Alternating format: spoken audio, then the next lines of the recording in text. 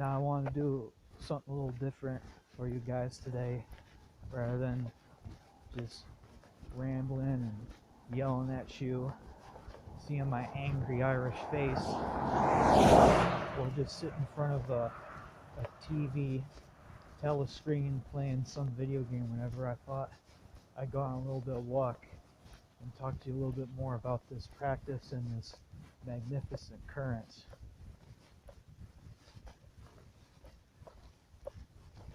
So today's Friday, which is also happens to be the day of Venus. So anything dealing with Venusian energy will hold more ground. So, i.e. the prayer for prosperity,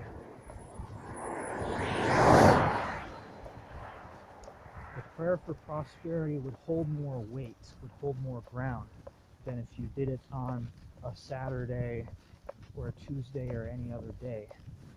So by taking the Qayinite prayers and stacking them according to the particular planetary days of the week, will only have more power. So on Fridays, the day of Venus, you should use the prayer for prosperity. And on Tuesday, the day of Mars, you should say the prayer against enemies. Now you can say these prayers anytime you want, but I'm saying if you do them according to the planets, that will only help you, that will only amplify the energy. Saturday, the day of Saturn, you can also use the prayer against enemies. It's a very Saturnian prayer. Tuesday, the day of Mars, you can work with the seal of martial defense. And these prayers and these 7 seals, they go together. So the key of gilded fortune, or the key of the seal of the gilded wealth, the seal of the gilded fortune, should be stacked with the prayer for prosperity. The key of the locked paths should be stacked with the prayer of path opening. The key of slaying, or the key of bane, should be stacked with the prayer against enemies, and so on. And the prayer against enemies can be directed at an individual target. You don't just have to just throw it blindly, just have a general prayer. Yes, that helps. You can, as a general, against all enemies, but you can also reword it and use it against a specific target. But the prayer for conquering a rival is intended against a specific target, a specific individual, or could even be used against a specific situation or a specific obstacle. And like I said earlier, Liber Falcifer 1 and 2 is the best way you should approach this current. Okay? Don't let all of the requirements and all the extremely difficult to find ingredients stop you from approaching this work or utilizing some of the spells. A lot of that, it is blinders put in there, it is gatekeeping stuff, but some of the stuff, if you do get all the ingredients, that will help you and that will make the spell a lot more powerful. But even if you have 1 or 2 of the ingredients, that is extremely beneficial, that is extremely helpful. I'll give you an example. So back in 2020, this is before I came to Kane. This is like before I came to Kane. I still benefited from the fortification bath. I was under attack, me and a group of individuals, we were under attack by a thought form. It came in the shape of a silvery blanket, or like a silvery octopus type of thing. Emily called it the shimmers. She called it the silver blanket, or the silver shimmer. It was like a nasty, like sickly, like auric manipulation, like thing that would cover up your aura. So what I did is I grabbed some berries. They just went in the backyard. I didn't even know what the fuck they were called or what the actual name was. I just grabbed some berries, okay? And I paid for them. I poured out a beer or something and just gave thanks to the black and green. I gave thanks to that particular plant. And they're not like poisonous berries. You don't want to eat them. They'll make your stomach sick. But birds love them. They love that shit. They love those weird berries that are like really bitter tasting. It'll mess up your stomach if you eat too much of them. So I grabbed one of those. I grabbed a pair of shears or something. I snipped off like a couple of twigs that had spikes on them. Some like prickers or some like thorny thing. It wasn't buckthorn. It was a weed. It grows only in the summertime, and it's very spiky. So I grabbed a couple of those, and then from my place of work, I bought a couple of rose heads for like $1 or $2 each. You know, not like a whole bouquet of flowers, but a couple of roses.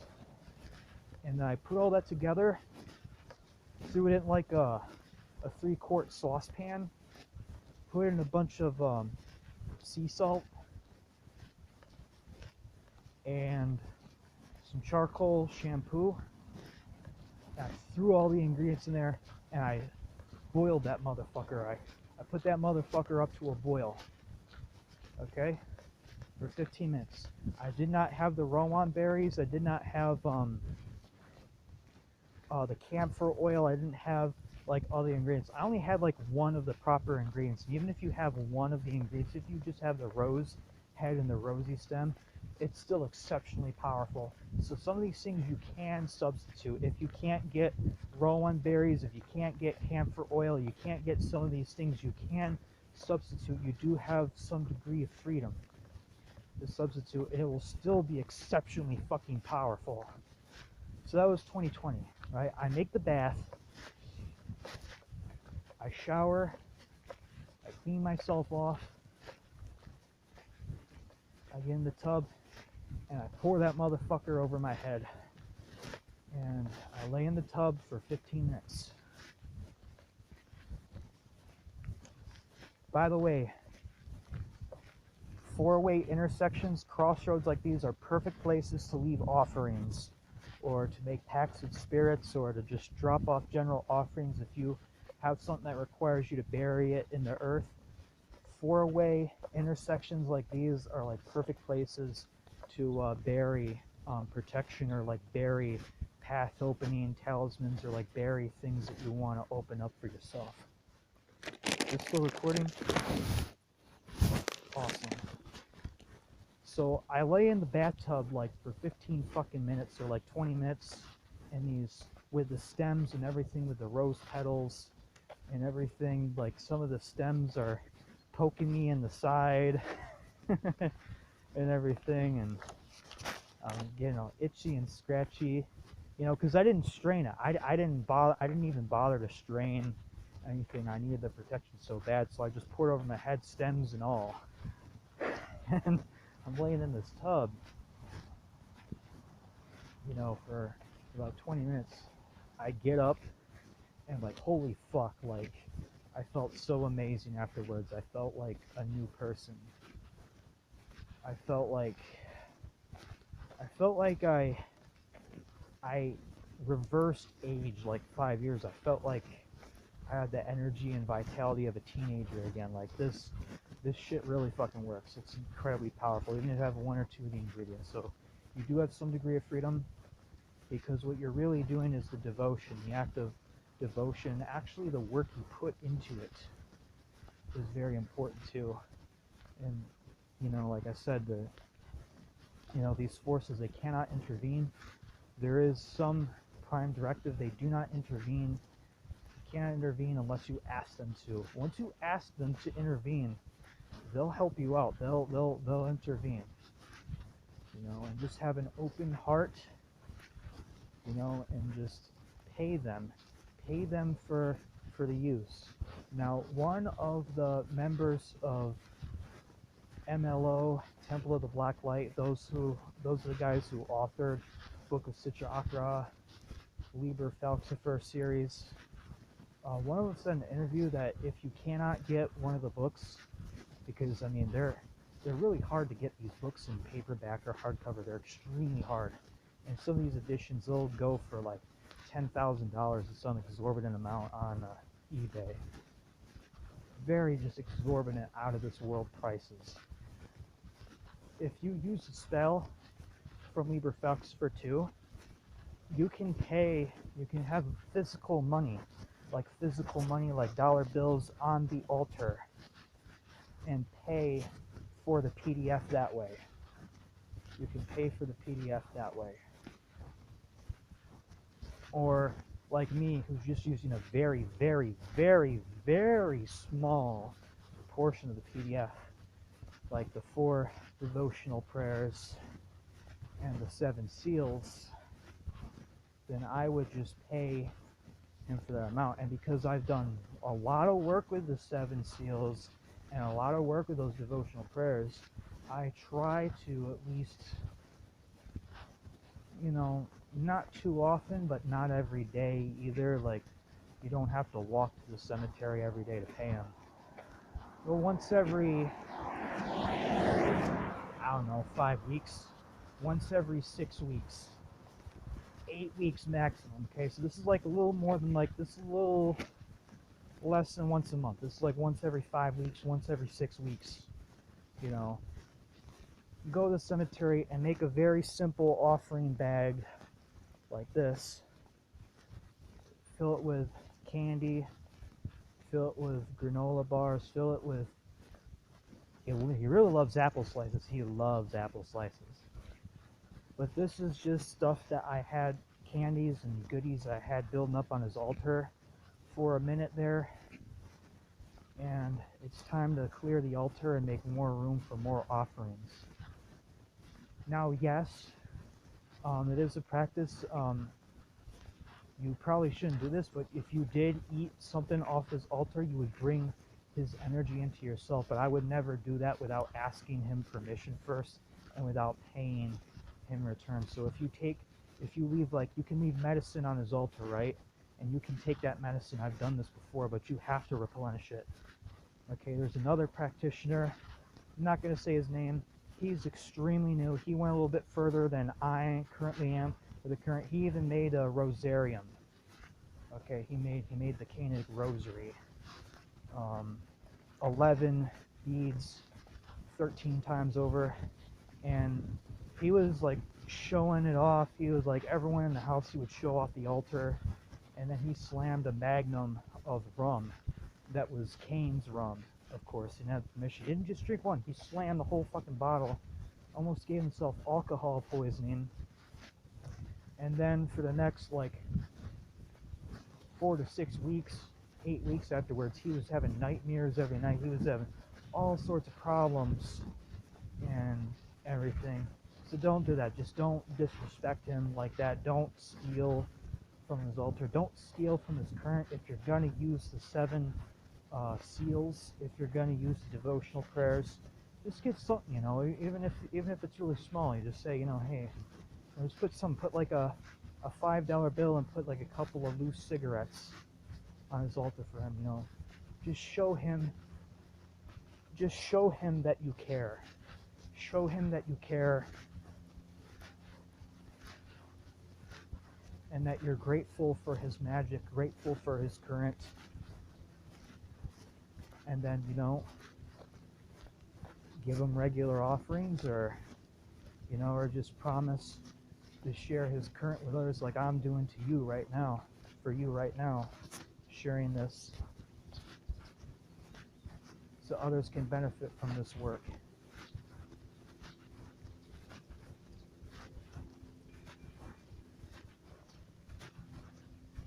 But I've done that before. I've drank in Qayinite water. I left a water bottle on there with my medicine, and then once a night I would take my medicine, I get one of those pill sorter things for 7 days, and put the entire pill counter with the dosages on the altar next to a water bottle. And then every night I would just take my pills and I'd take a sip from that water bottle, and I'd just say thank you.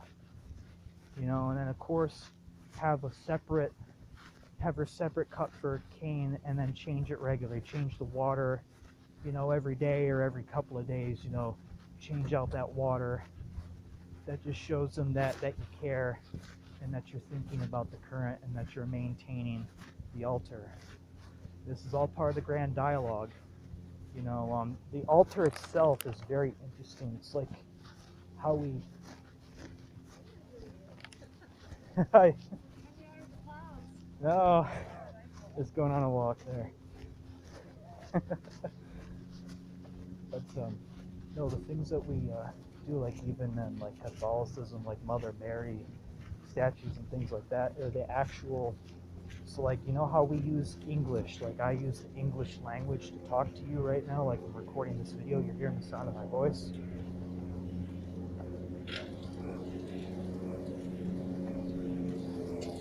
So these things, they're like idols and stuff and candles and everything. This is the language that we use to talk to that which is greater than ourselves. That is part of the grand dialogue.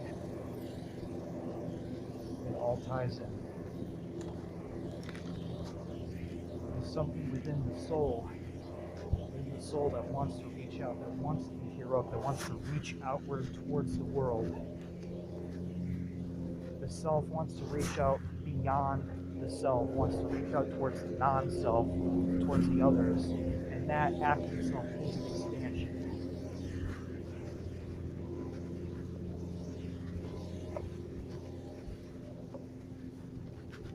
All right, we're coming up on the cemetery there. I will not record in the cemetery as it's disrespectful. So I'm gonna make my entrance. I'm gonna cut the video.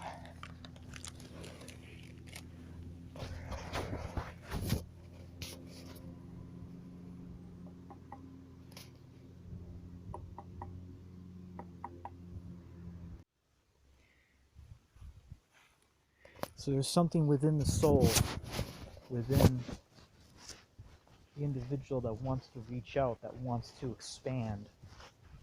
It's part of the process of individuation. You're born, and then your very first encounter with your mother, with your parents, those twin peaks, that's the first encounter with the non-self. So in a way, the soul's journey through setting up, statues to Mother Mary or statues to Buddha or idols or setting up altars, lighting candles, this is the language of the soul. This is the language that the self, the kind of paradox is going on where the soul, which is something that's just so big and just so unmanageable and unmanifest, is looking through a looking glass called the body, called the five sense reality and the ego. And then in a way, the soul turns around and returns back and gives back to the unmanifest. And in a way, you get like a circuit going. You get this grand dialogue between the unmanifest talking to the manifest and then returning to the unmanifest again. So it's reciprocation. It's a reciprocation there. And that's ultimately the purpose of artwork, the purpose of art, the purpose of expression, is having this dialogue. And once you get this dialogue going, that's how you get that flow. You get that reciprocation of energy going in, going out, returning in, and going out again. Each time you do that, each time you close that circuit, the circuit expands. It gets a little bit bigger, and a little bit bigger, and a little bit bigger each time. That's really the purpose of the great work, the transformation of consciousness through symbols and sound, frequency vibrations, through the communication of archetypes and allegories. You hack into that language of the soul. You hack into that language of the spirit. Okay? Think of yourself as a little shot glass. Okay? And then each time you make it bigger and bigger into a little pocket flask. And then what you want to do is you want to keep working on that. And so that wine, that little pocket flask, becomes a wine cask, a big whiskey barrel. Be careful. You don't want to do it too fast. You don't want it too fast. You may rupture your sanity. So don't do it too fast. You take it slow. Take it slow. I'm not in a huge rush to throw myself into huge initiations or huge transformative things because I've already experienced some of these tests. I've already been tested. It's not the end of it. I don't know what was being tested exactly, but I've had some tests before, and they're not fun. But with passing of each successive test comes its own rewards.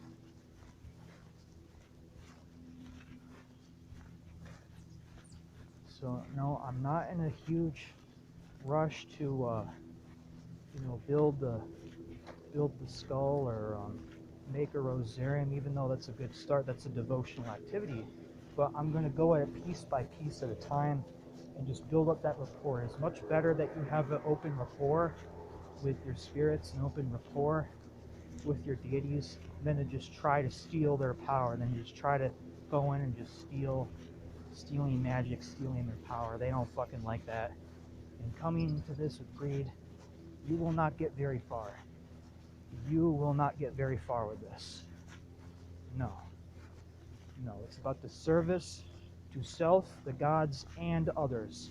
Not just this one-way street. Everyone's got it wrong. The right-hand path has it wrong. It's all about service to others, service to others. This collectivized right brain imbalance where people almost like come from a slavish mentality where it's all about others and never about themselves.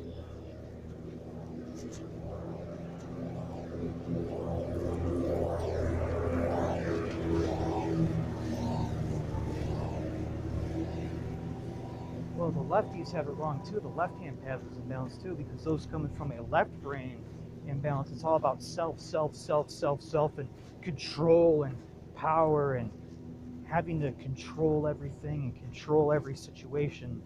No. No. You want a synergizing of both the left and the right brain hemispheres.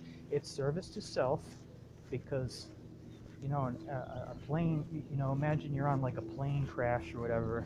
You want to get to, or a rapid decompression of the cabin. You want to get your oxygen mask on first so you can help others. Otherwise, you'll pass right out and you won't be able to help anyone. So service to self, the gods, which are ultimately us, which are ultimately you, they are us. We are them. They are us. And others. Service to self, the gods, and others. And that's so you get that perfect balance. Because in a way, they really are us. We come into this world, we forget our own power, we fall asleep, we forget about our own divinity. And the path of true spiritual awakening is remembering who the fuck we are, remembering our own power, remembering ourselves. And like I said, you have to give respect first before you get respect. So don't be afraid to build an altar. Don't be afraid to hail that god or goddess or whatever being that you're drawn to. Hail them, and they will hail you in return. As long as it's genuine, as long as you're fucking solid, as long as it's coming from the fucking heart. It's coming from that fucking heart. You will be tested, but as long as your will is fucking strong, your will is iron, you'll be able to survive any test. You'll be able to overcome any tests.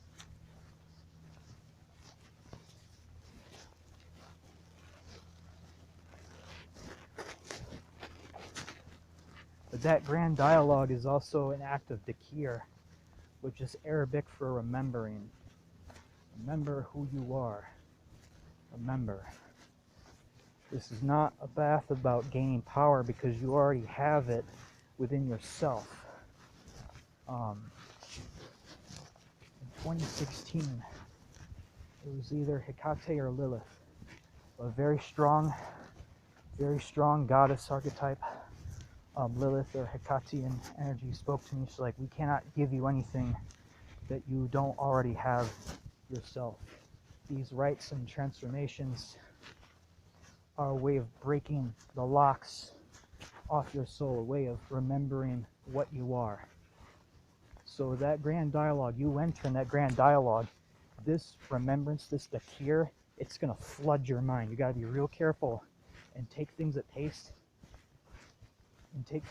There so you're not overwhelmed. You're not driven mad. Like some people that are just really spiritually underdeveloped, that are totally materialistic and have who come to this for all the wrong reasons, they'll start doing shit, and all this shit will, all the gnosis and the remembrance will fucking flood their mind. Completely overwhelm them, and they'll go mad. Like people go mad from this. So it's very important. Do not abuse this. Do not steal from Cain. And this goes for any occult faith. Do not steal from Pazuzu. Do not steal from Hecate. Do not steal from Belial. Do not steal from the gods, but pay for it. Every time you do a ritual, every time you use a spell from a book, pay for it. Okay, pay the gods. Get some apple wedges and just do something, or make a piece of artwork or something. Just give something in exchange. There's always a price to pay for something. Nothing is free in this world because it's a grand dialogue, and this has nothing to do with physical money or transactions or whatever. It's a grand dialogue. Even economy.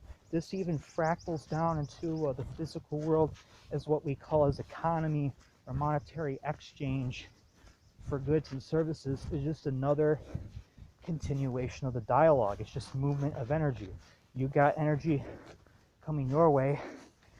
Energy has to flow, and if you're receiving something, energy must reciprocate and go back in that direction from whence you're received from. Okay, it's just part of that grand dialogue. What was I gonna say next? Something on the tip of my tongue there. What was I gonna say next? Okay.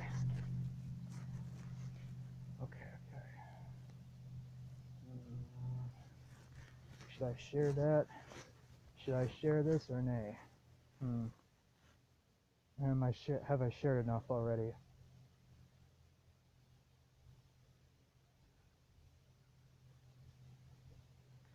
Basically, we fell asleep. We're in this world, and this world is just as real as the astral worlds and the higher worlds. It's just as fucking real, and I'm not denigrating Midgard. I'm not denigrating the material world. It is just as much as importance as the spiritual worlds and the astral worlds. But we fell asleep.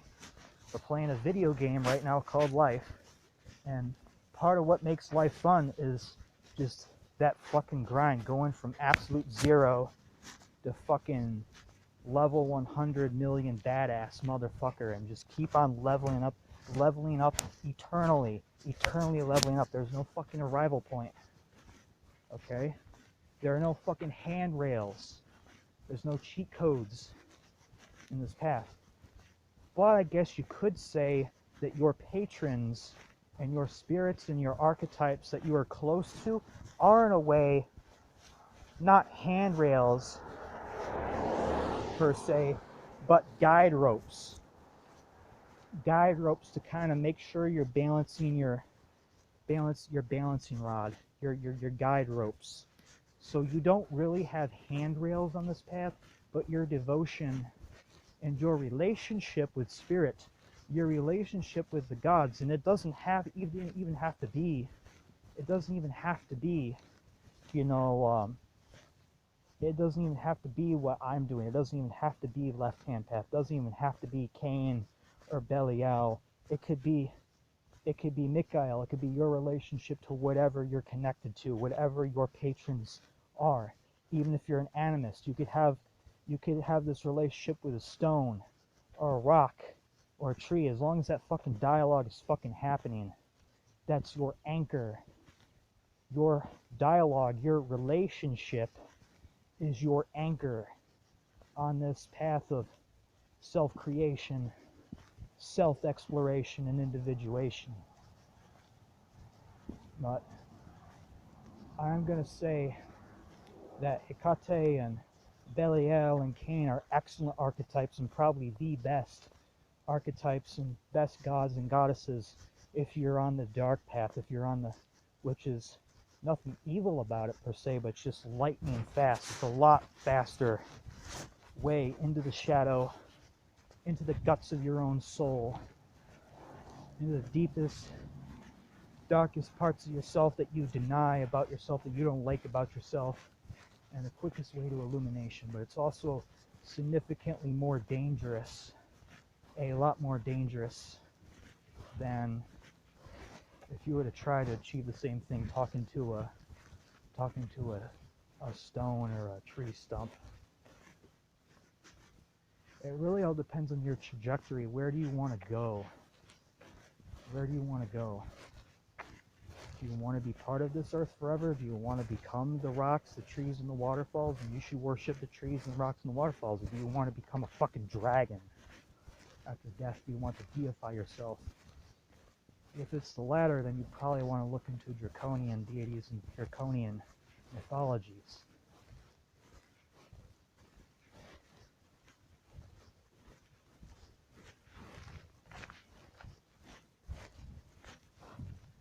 I know where the fuck I want to go. I want to be a badass in this life and the next.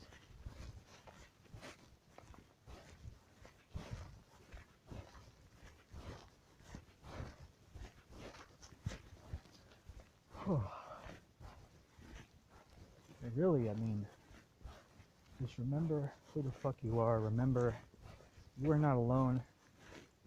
You have spirits, you have guides who love the fuck out of you. Just say thank you and give something back. And that, just fucking watch. Just fucking watch the circuit, man. Watch that fucking circuit. Just expand and expand. Just watch how things open up for you and how things expand for you.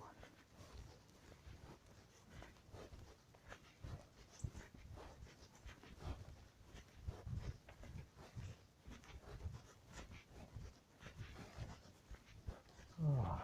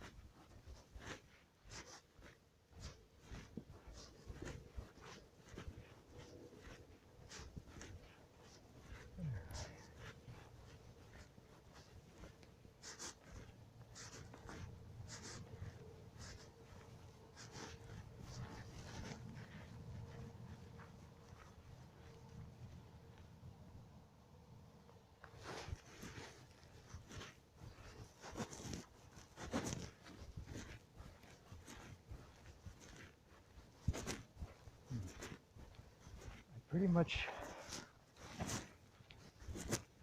yeah, nothing more is coming to me. I said pretty much all I had to say. I will leave you with this, so you can start doing this immediately. And because it's the day of Venus, the planet of prosperity, the planet of love, the goddess Venus, you know, a lot of coins and like monies and things have especially like ancient Greek, ancient Roman coins have goddesses on them. That goes back to the cult of Venus. So Friday, the day of Venus, is the best day of the week to do magic for prosperity, for wealth, for energetic material gain, and all matter is spirit. Everything is energy. I will leave you For this is the prayer for prosperity. Liber Felix for 2, page 377. Gold crown, majesty of death, owner of all the riches on the underworld, makes that I never go wanting for anything I would desire or need. Act on my behalf, and bring to me the wealth and the fortune, and grant me the riches reaped from the fields of both the dead and the living, and makes that concealed treasures become easily visible and attainable to me, so that my enemies never get to see me fall into poverty or misery. Powerful saint of death, grant me the abundance and the prosperity, and I shall always invoke your name, praise, hail you with offerings, spread your names, your glory, and do your work ever so gratefully, so others can benefit from your monumental sorceries.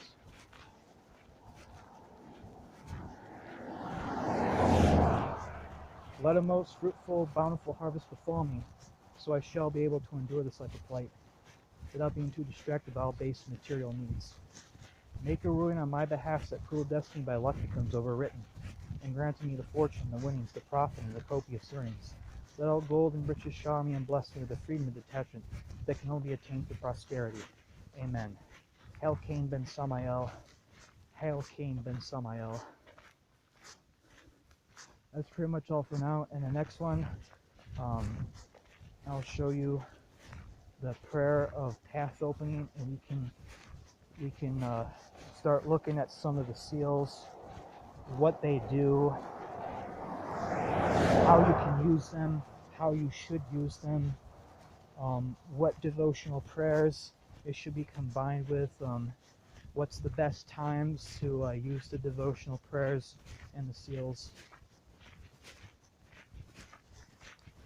Like I said, don't let all that hard gatekeeping, blinders, and Liber Felix for 1 and 2 stop you, or not being able to get a certain ingredient stop you from benefiting from this work. As long as your heart is pure, and as long as you leave offerings and you pay Cain for the use of the spells, you can still benefit from them.